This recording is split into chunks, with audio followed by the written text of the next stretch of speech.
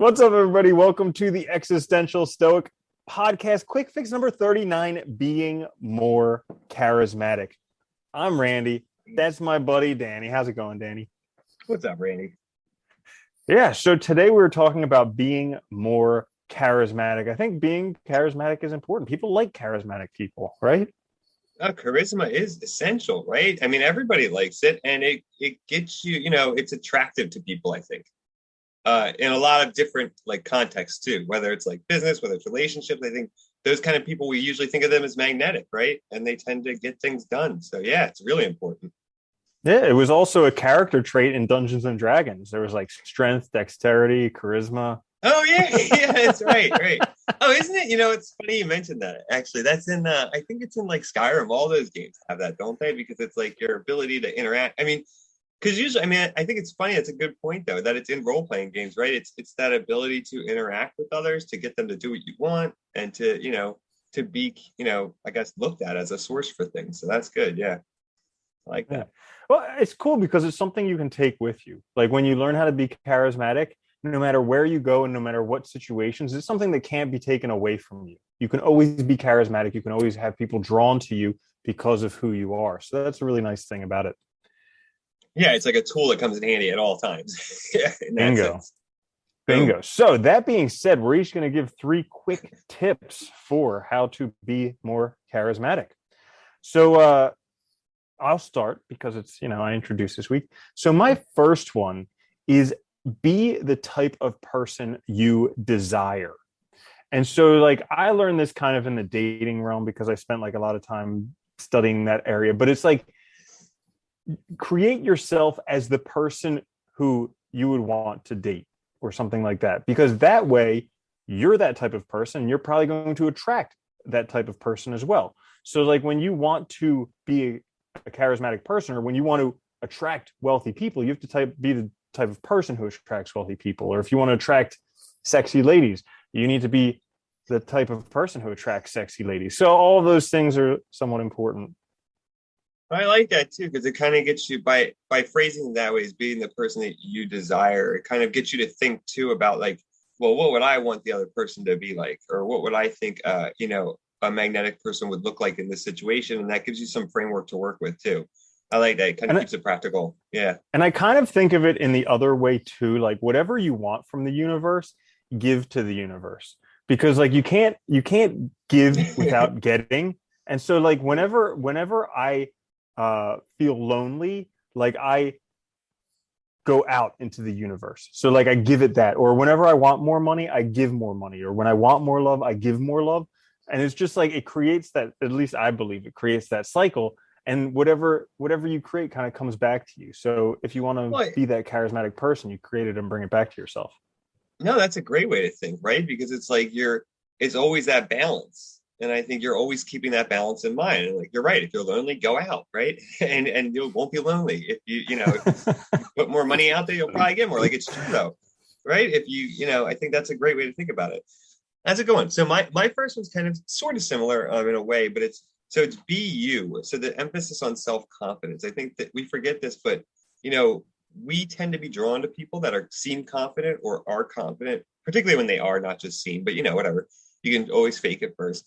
But that idea of self-confidence, of being sure of yourself, I think is just attractive to most people because we tend to think of someone who, knows what they're doing, they're intentional, they're sure of themselves. There's no like sort of dilly-dallying or, like kind of like wavering back and forth, and they know who they are. And that's, for most of us, that's an appealing trait, right? Yeah. And I think also with what you're saying there is like kind of believing in yourself, and you see that in people. And oftentimes that's something that you want. You see that in them and you're like, wow, I really like that. How can I get some of that? So I think that's a really awesome thing. Kind of similar to my next one, which is stop caring what others think. So I have this friend that is just like, he honestly does not care at all what other people think, and not in an obnoxious way or anything like that. But he's like so busy living his own life that it could literally like he just doesn't care.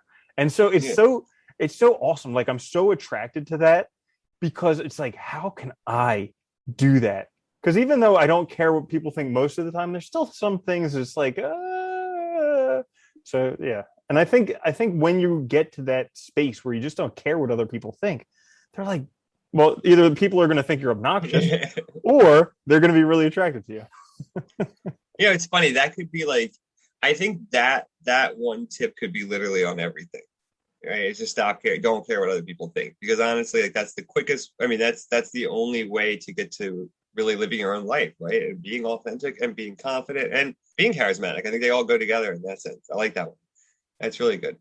My next one's kind of a little bit more kind of on a practical side, but it's, when you're trying to practice to be more charismatic, ask questions about the other person when you're in conversations. Let them talk.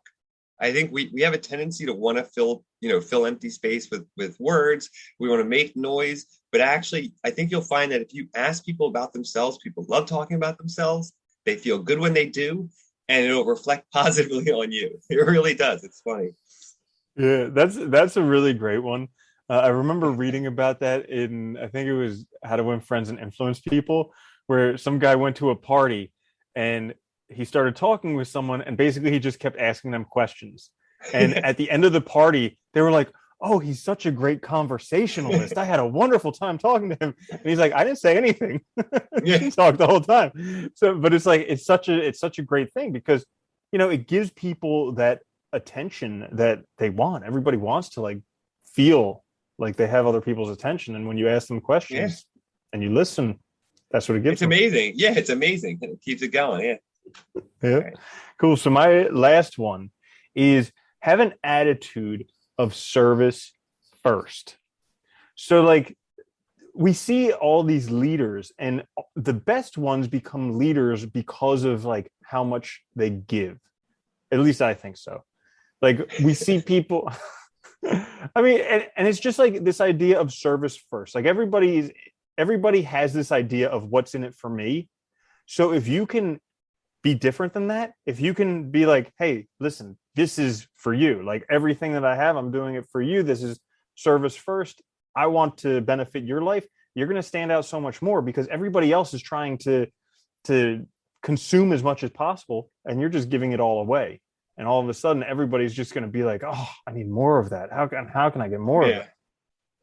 I like that too, though, because it also it means you're more aware too of the world around you and others and what's needed. And that makes you also more appealing, right? Because you're more conscious. You're not just thinking about yourself in that way. And I think that's a good one. I like it a lot. Yeah. Mm-hmm. That goes kind of with my last one too, which is, so my last one's be dependable and certain. Have a yes and no. And I think this is another crucial part about being charismatic. It's also knowing what you want, knowing when to say yes and no, being confident when you say it or certain when you say it, right? That you're not this sort of ambiguous sort of, or, in between person. You know what you're doing and you know what you want and you go get it. And I think there is something very appealing about that. A lot of people that we sort of, I think, idolize are folks like that. So I think it's worthwhile to consider this idea as, practicing, when do I say yes? When do I say no? How do I use these? And how do they express my values?